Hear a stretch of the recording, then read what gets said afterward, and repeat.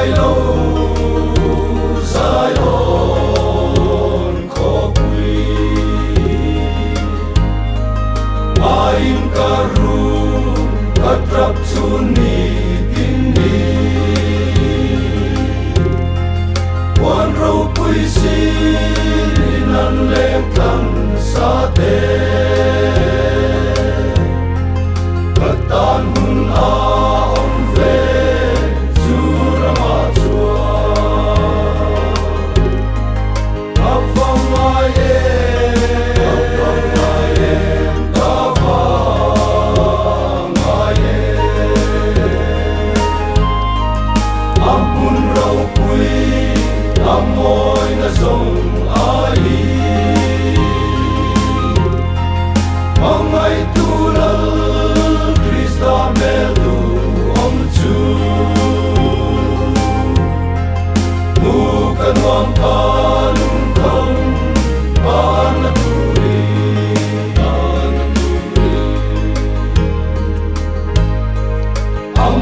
ya soi se lâu ram chu đi sen in na ông ta sa le na ram kat kharau chu ram mol chu zong ve la o ve ram zong ala suai don ali avang mai kavang mai amun rau pui amoy na song ai mangai tulal Krista melu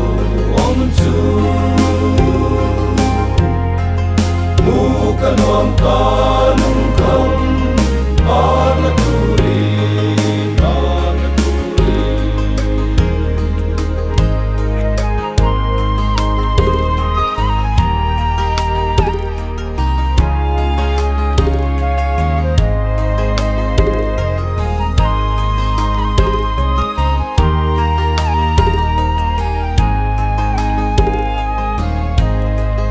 lung tu chandam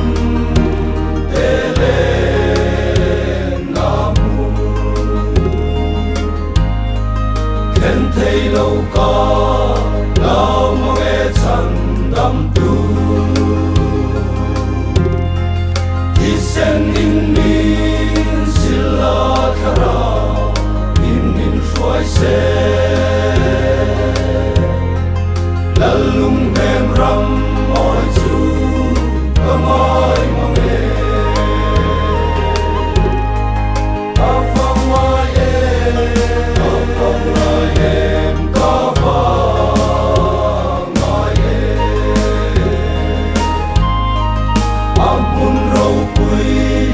amoy na song ai